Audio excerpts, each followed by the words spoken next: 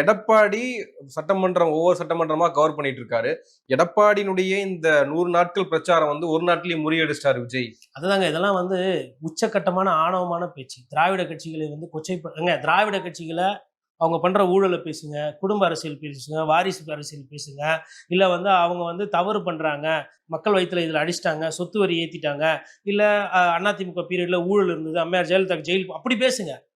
ஒருத்தர் 100 நாள் உழைப்ப ஒரு நாள்ல விஜய் முறியடிச்சிட்டாருன்னா, அப்ப அந்த வேர்வைக்கும், அந்த தொண்டனோட வேர்வைக்கும், அங்க கூடின மக்களுக்கும் என்னங்க மரியாதை? என்னங்க இது படமா இது?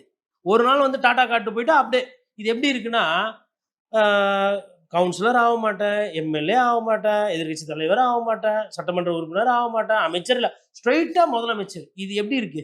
நல்லாவா இருக்கு இது கேட்கறதுக்கு? இப்போ நீங்க ஒரு நட்சத்திரமா ஆவறதுக்கு பின்னாடி, ஐயா எஸ்ஐசியோட உழைப்பு இருக்கு. தந்தையாரோட பங்களிப்பு இருக்கு. நிறைய இயக்குனர்களோட பங்களிப்பு இருக்கு. அந்த காலகட்டத்தில உங்களுக்கு கேப்டன் விஜயகாந்த் அவர்களோட அந்த அறிமுகமும், அவரோட அந்த சப்போர்ட்டும் தேவைப்படுது. அப்படியெல்லாம் வந்து தானே சின்ன நடிகர், பெரிய நடிகர், உச்ச நடிகர் வந்திருக்கீங்க. ஆனா அரசியல்னு வரும்போது ஸ்ட்ரெய்ட்டா அப்படியே வந்து அப்படியே சேர்ல புனித கோட்டைக்கு உட்காந்துரும். அது என்ன டயலாக் அது? ஓட்டா, வேட்டா, கோட்டைக்கு பேர ரூட்டா அப்படின்னோம்னா, நாம் தமிழர் கட்சியில சாப்பிட்டேன் பரோட்டா அப்படின்றாங்க. என்ன இது? இப்ப இது இப்படி போயிடுச்சுன்னா என்ன ஆயிடும்னா, பரோட்டா, முட்டை போண்டா, முட்டை தோசை இப்படி போயிடும். அது பாட்டு கூட ஒண்ணு இல்ல இருக்கு. நாம் தமிழர் தொட்டபெட்டா ரோட்டு மேல அந்த திண்டுக்கல்ல ஆமா. ஒருத்தன் சொல்லிருந்தான். அரசியல் பேசிட்டு இருக்கும்போது ஒரு தம்பி வந்து தொட்டபெட்டா ரோட்டு மேல முட்டை போராட்டம் அவன் பேர் கேட்டா தாவேக்கான்றாப்ல. அப்போ நான் வந்து இப்ப ஸ்டார்ட்டிங்ல பாருங்க, நானு அண்ணா பத்தி பேசும்போது என்னோட வார்த்தை எப்படி இருந்தது, தமிழ் எப்படி இருந்தது, நான் திணறி கொண்டு பேசுகிறேன்.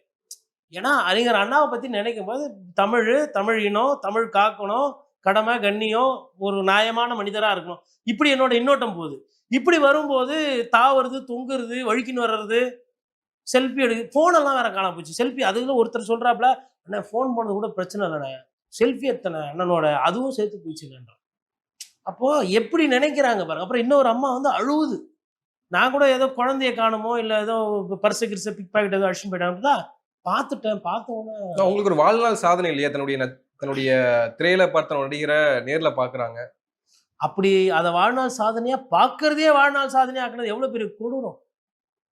ஏங்க நான் உங்க குடும்பத்துல ஒருத்தன் சொல்றீங்க. உங்க என்னைக்குன்னா உங்களுக்கு குடும்பம் இருக்கு, எனக்கு குடும்பம் இருக்கு. சொந்த பந்தத்த போய் பார்க்குறோம். இல்ல நண்பர்கள், இல்ல தூரத்துல யாரோ ஒரு ஒரு தெரிஞ்சவர் போய் பார்க்குறோம். யாருன்னா கட்டிப்பிடிச்சு அழுவுறாங்களா? "அப்பா உன்ன பார்த்ததே பாலாஜிய பார்த்ததே, திருப்பதி பாலாஜிய பார்த்த மாரி யாருன்னா சொல்றாங்களா?" இல்ல. இதானே எதார்த்தம். மேபி துபாயில இருக்கிறீங்க. இல்ல 10 வருஷம் நீங்க வந்து அமெரிக்கால இருந்து வேலை செஞ்சுட்டு வரீங்க. ஏர்போர்ட்லயோ வந்துட்டு நீங்க இறங்கும்போது, உங்க வீட்லயோ உங்க நண்பர்கள் பார்த்தோம்னா ஆனந்த கண்ணீர் வரும். அது இயல்பு.